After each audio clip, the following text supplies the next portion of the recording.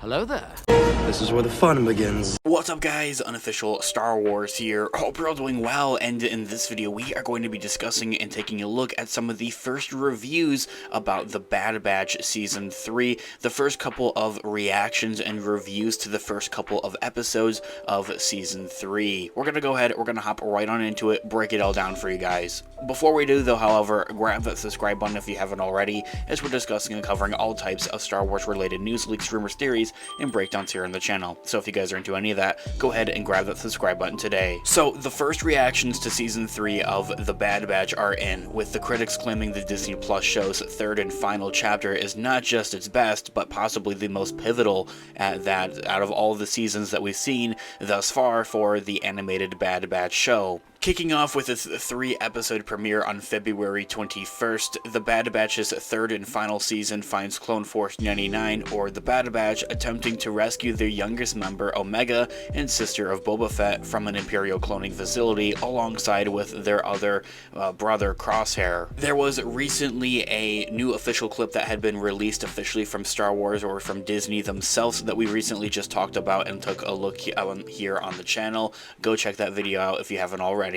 So now that Star Wars critics have seen the first 8 episodes of The Bad Batch Season 3, the first round of reactions and reviews have been making their rounds over on X, or formerly known as Twitter. You guys can also check us out there on Official Star Wars on X. Tessa Smith starts out from Mama's Geeky, which I've never heard of, to be quite honest with you guys. It's a funny name. Had actually taken to describe the visuals as stunning, the action as intense, and that she can't not wait for more, saying that, in quote, "The Bad Batch Season 3 has already given me literal chills multiple times. I've seen the first 8 episodes, and if they continue this way, I'll be quite happy of a camper.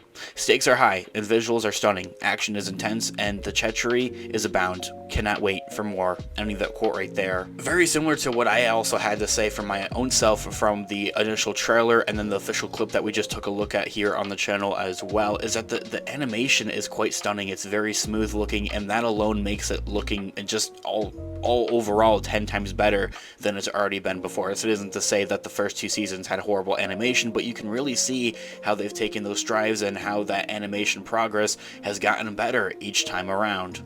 Another critic, Ashley Saunders, also praised the incredible animation over on X, but also went on to tease some Easter eggs, cameos, and other surprises within those first episodes, saying that, in quote, "The Bad Batch is back, and our favorite detective and effective clones are delivering a spectacular fans are going to love.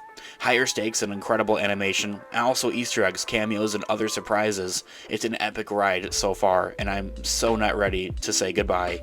Ending that quote right there. Really sounds like that she's describing it as like all killer, no filler, and that is something that many Star Wars fans have their kind of queries with The Bad Batch, is that there are some filler episodes that just kind of are one-offs, aren't all that important, or never come back around to come, kind of come full circle essentially. So hoping the same would happen for The Bad Batch Season 3, is that it would hopefully be all killer, no filler, and that really each episode would be important and be getting at the main storyline overall. And then there's a lot of other plot points that they have to tie up, so I would hope that they wouldn't be able to waste any time really at that, kind of having any of those filler episodes. Collider.com's Maggie Lovett had appeared to agree with the consensus of Season 3 thus far being the best yet, but had also pointed out how the show's darker turn and described huge ties to the overall Star Wars and universe lore, saying that, in quote, "I've seen the first 8 episodes of The Bad Batch, and it's truly a case of that they have saved the best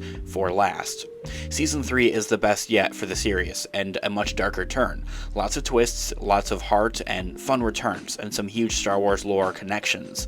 Ending that quote right there. That in itself, I think, has a lot of potential and honestly sounds very, very crazy. Also, something that some critics have been saying and describing is that The Bad Batch Season 3, not just critics but also fans alike, have been saying that The Bad Batch Season 3 looks a lot darker, like it's going to have some of those more darker tones and themes. something of some of those episodes that the Bad Batch Season 2 did have to offer up, it really does seem that that's going to go kind of full-fledged with Season 3, especially given kind of like how the show ended with Season 2, that cliffhanger, essentially, just the way that Season 2 ended and going into Season 3 with that kind of mindset, essentially, is, I think that's something that makes quite a lot of sense, and it's probably something that's going to kind of remain of that theme throughout Season 3. Jordan Mason from Sign Links had also warned that this season is not messing around, and even named that the Bad Batch as his favorite Star Wars animated series thus far, saying that, in quote, was able to watch the first 8 episodes of the Bad Batch Season 3, and folks, this season is not messing around. It's firing all of the cylinders and pretty cemented this as my favorite Star Wars animated series. It whips a whole lot of ass. Ending that quote right there. I think that in itself says quite a bit about what the Season 3 of The Bad Batch is going to have to offer up here. That, you know, the show isn't messing around. Once again, all filler, or all killer, much rather, no filler, essentially. It sounds like they're not, you know, goofing around, doing side quests, side missions, or whatever the case may be. And that in itself is something that not just myself, but I think I speak for a lot of Star Wars fans are looking forward to seeing with The Bad Batch Season 3.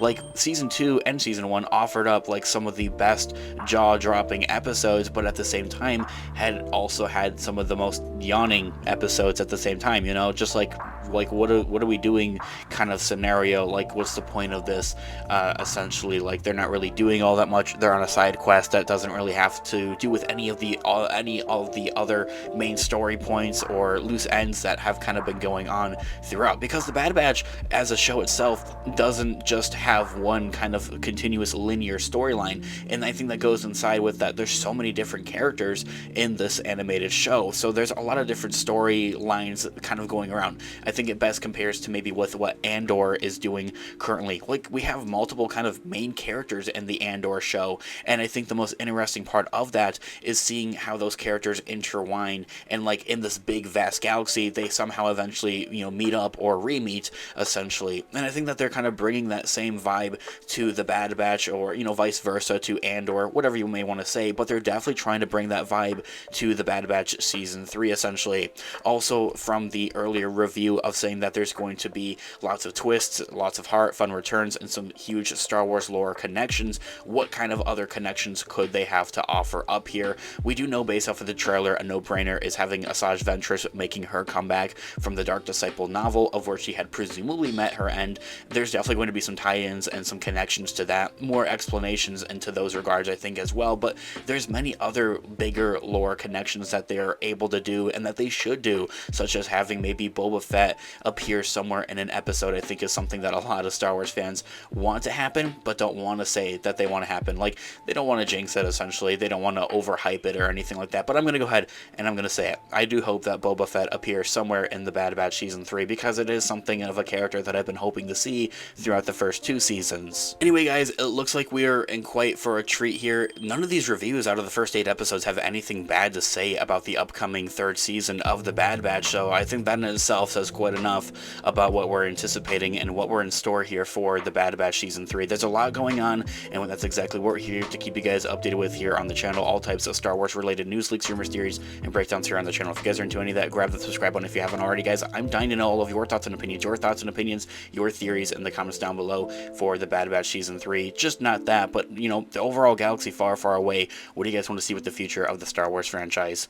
Thanks so much for watching today's video. Of course, this has been an official Star Wars. I'll catch you guys in the next one. Have a great one. May the Force be with you as always.